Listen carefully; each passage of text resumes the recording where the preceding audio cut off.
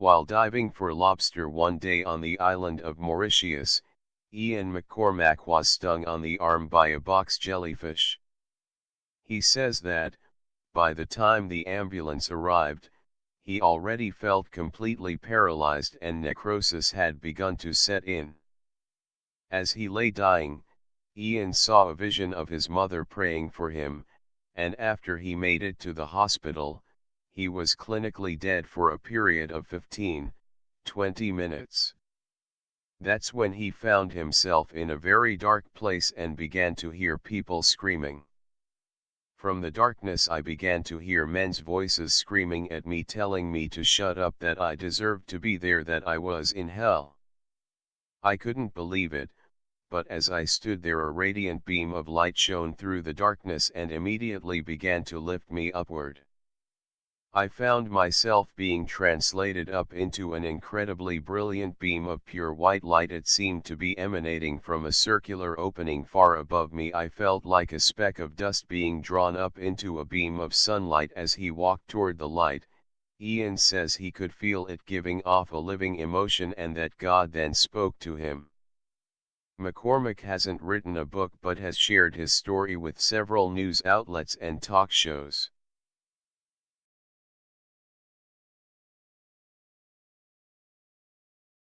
Following a pastors' conference in January 1989, Don Piper was driving over a bridge when a Texas Department of Corrections tractor-trailer truck crossed the center line and ran into him head-on. He said he was instantly transported to heaven, where he found himself surrounded by dead relatives and friends, and a large pearl gate. The gate of heaven was a magnificent edifice, the one that I saw. It looked no less like a giant gate that had been sculpted from mother of pearl, he said. Behind that portal was such a light that I don't conceive of how you could see it in an earthly body.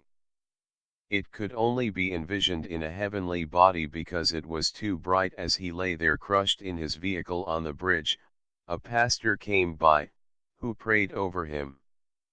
The EMS staff had told him that Don was deceased. After the pastor prayed, he instantly found himself back in his vehicle, staring up at a tarp that had been draped over him.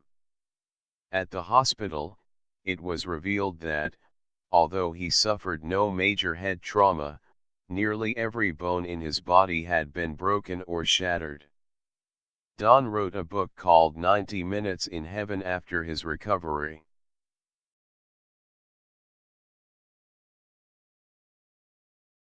In November 1973, Betty Eadie underwent a partial hysterectomy, after which she says she floated out of her body and passed through a tunnel to heaven. She said she was guided by three hooded, monk-like figures who claimed to have always been her guardian angels and informed her that she had died prematurely. In an excerpt from her book, Embraced by the Light, she recalls, I saw a pinpoint of light in the distance. The black mass around me began to take on more of the shape of a tunnel and I felt myself traveling through it at an even greater speed, rushing toward the light.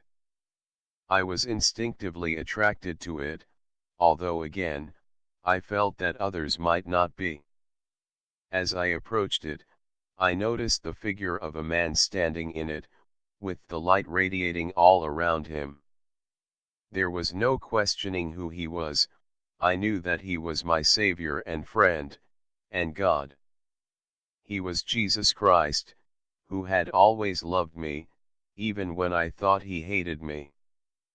Following its publication in September 1994, her book became a #1 bestseller and remains in print today.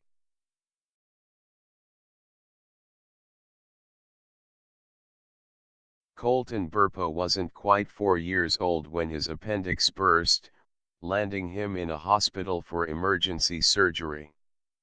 And when he awoke 2 hours later, he had an amazing story to tell. He said he had been to heaven, where he met Jesus, John the Baptist, God, and even family members who had passed away previously, including a baby sister that his mother had lost due to a miscarriage. Neither of his parents had ever mentioned the miscarriage to him. He also met an old man he called Pop, whom he had seen as a young man. Later, he was able to identify Pop in a family photograph as the man he had seen in heaven. It was his paternal grandfather. And while the surgery was taking place, Colton told his father that he had seen him in another room, where he had gone to pray. His father, Todd Burpo, said, "We knew he wasn't making it up, because he was able to tell us what we were doing in another part of the hospital. Not even Sonia had seen me in that little room, having my meltdown with God." Todd wrote a book called Heaven is for Real that recounts the entire story of his son's incredible experience in detail. Colton Burpo now travels the country with his parents, sharing his story with others.